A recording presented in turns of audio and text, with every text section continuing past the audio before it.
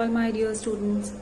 तो आज हम वापस से शुरू करते हैं एकेल्फिया इंडिका, सेम 5 पॉइंट्स में।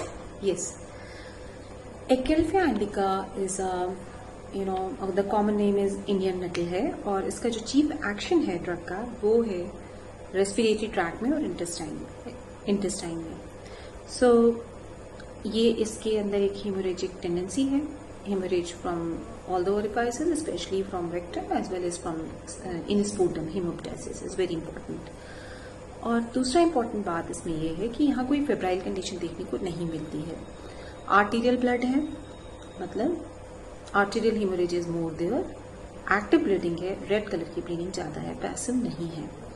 ये सारे इसके कॉमन फीचर्स हैं। So let us discuss Acalypha indica in 5 points. So number 1 point is about respiratory tract. Respiratory tract में early stage of tuberculosis हो या viral infection हो, लेकिन if the character of cough is dry hacking cough, कर्कश खांसी जिसको हम बोलते हैं, कर्कश खांसी, कड़ी हार्ड रैकिंग कफ, और उसके साथ में अगर चेस्ट में पेन हो and which is followed by hemoptysis. So character of sputum is very important, character of expectoration is very important.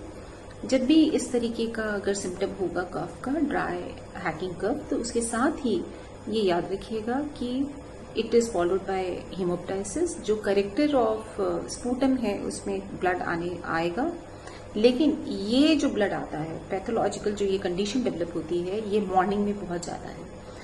धीरे धीरे आफ्टरनून में ये ब्लड जो है क्लॉट्स में आने लगेगा।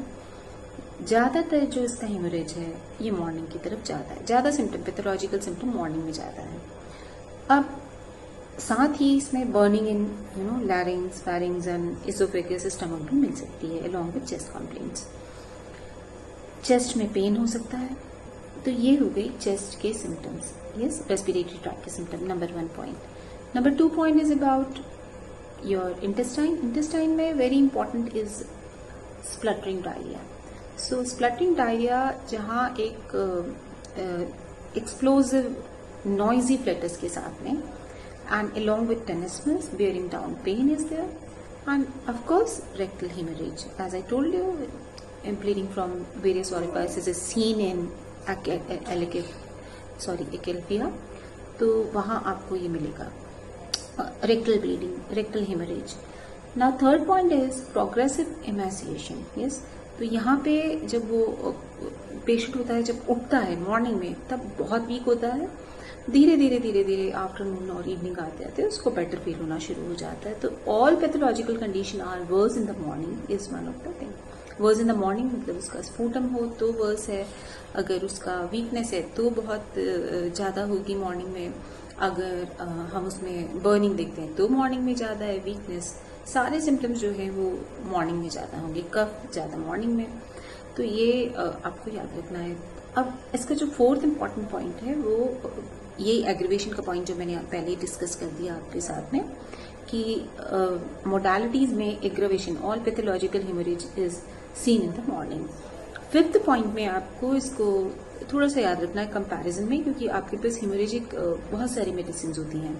तो यहाँ एक तो पॉइंट ये होगा कि एक्टिव ब्लीडिंग है, मतलब ऑक्सीजनेटेड ब्लड है, आर्टेरियल हेमोरेज है, मेलिफोलियम में है।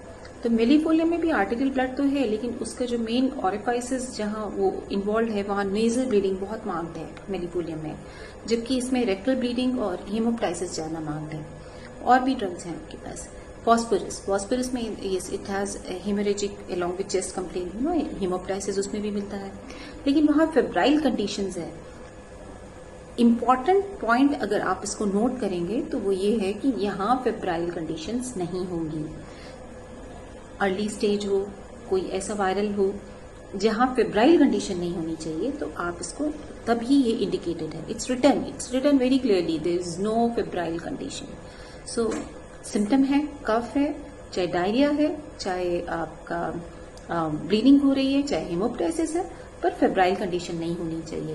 That is the indication of Acalypha, आप याद रखेंगे। So let us conclude this remedy in 5 points. Number 1 point is number 1 point is respiratory, तो रेस्पिरेटरी में the cough is very important. Dry hacking cough, yes, the dry hacking cough along with followed by hemoptysis. Second point is spluttering diarrhea. Third point is progressive emaciation. Fourth point is modalities, which is more in morning.